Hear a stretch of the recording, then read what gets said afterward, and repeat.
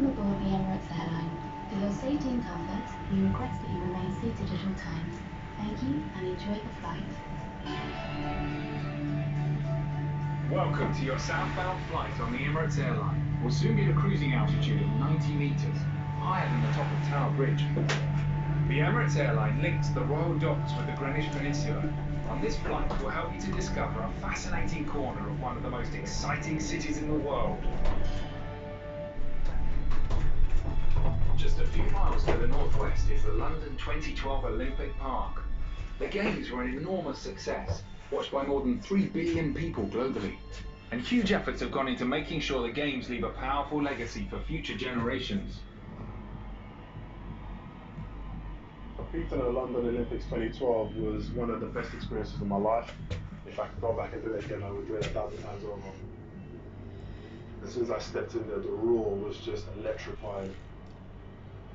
And the noise got louder and louder. Just all the hairs on my body just lifted up. I think my dad's shed a little bit of a tear, but he doesn't like the music. The support the British athletes got, the support every athlete got was just immense. Anyone and everyone involved loved it. They'll recollect that memory as one of the biggest days of their lives. And hopefully I can share this memory and inspire the next generation of athletes coming through. The Olympic Park is a catalyst for the regeneration of large parts of East London. Continues from the Olympic legacy there, opportunities to take part in skills and training programs. It's a fantastic green space and a great place to just come and explore. Beneath our flight path is the distinctive red lightship at Trinity Buoy Wharf, where the Thames is joined by the Lee Valley River. Michael Faraday, one of the world's most important scientists, had a workshop at the wharf, and it's still home to creative thinkers and artists.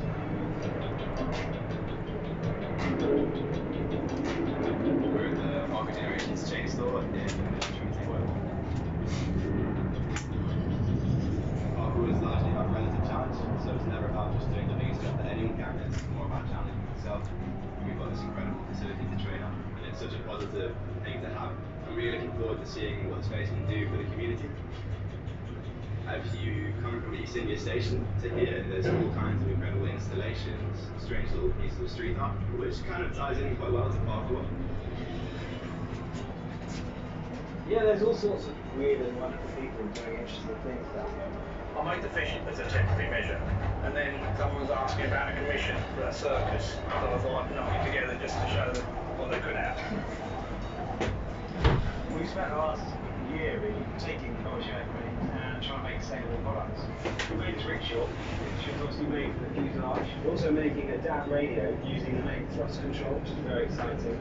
Trinity Buoy Wharf feels like the last corner of old London. In a way, it feels like a little bit of industry coming back to what is historically really industrial place. The Docklands area of London started to decline after the Second World War, but in the 1980s a major new development. The business district of Canary Wharf rose into the sky. It now contains many of the tallest buildings in the UK, and more than 100,000 people work in the district. The original idea of Canary Wharf came about by accident.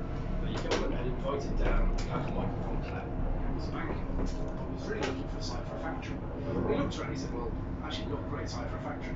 But he knew that banking was changing and he was going to need a massive trading force at his bank. And that's where the idea came from. Canary Wharf allows London to have a modern face because so much of London that we love is preserved and we like it to stay preserved. Canary Wharf is the fastest growing and largest new business district in Europe. When it is completely built out, there will be about 25 million square feet of space.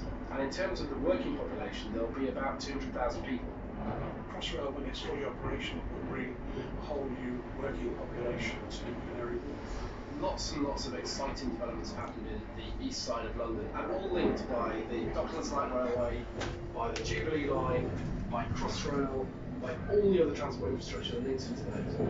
The Docklands Light Railway trip through Canary Wharf has been listed as one of the 10 great railway journeys of the world. It is one of the great regeneration projects of the last century. The River Thames has been the lifeblood of London since Roman times, and trading ships have plied its waters for centuries. As the size of ships increased, they needed powerful tugboats to guide them. Despite the demise of the old docks, tugs and their skippers are still the workhorses of the river. I'm probably the oldest tug skipper on the River Thames at the moment, but we still go out and do a lot of work. Oh, changes are unbelievable. In fact, you could walk one end of the dock to the other end of the dock on barges. We could tell where we were by the smells on the River Thames then, Dave. You knew it was a soap factory, you knew that it leached. Then you come to Purfleet Reach, you could smell the oils. And then as you come round Thames Walk, up round there, you could smell the sewage. Right up until when you got to the Pepper House of Wapping, you knew you had spice bills. But not now, different today. All them days are gone. That's when men were made of iron and boats were made of wood. Traditional tugs have now been joined by a fleet of fast catamarans. Thames clippers carry thousands of passengers every day. The boats go at 30 knots, so approximately 40 miles an hour, so probably one of the fastest modes of transport in London. The river bus service runs every 20 minutes to North Greenwich Pier, which is just a 5-minute walk from the Emirates airline.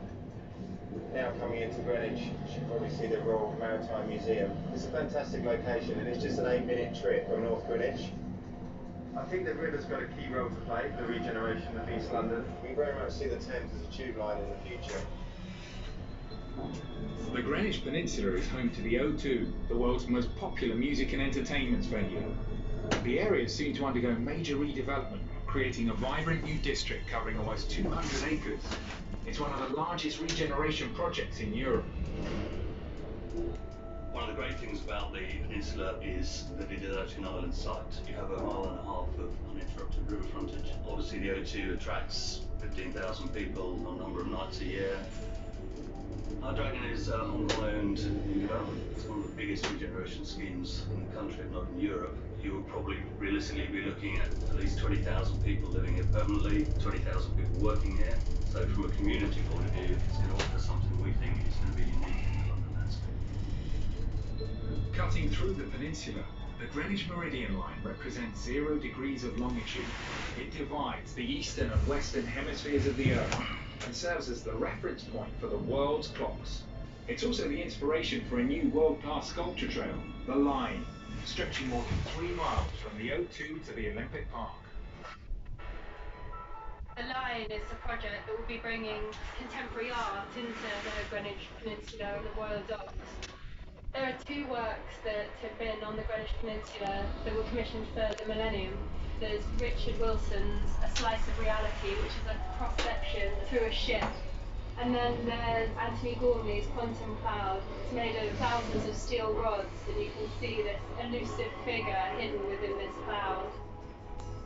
And if people are wanting to continue the walk, there'll be work along the River Lee and the canals, which is another extraordinary walk, an undiscovered gem.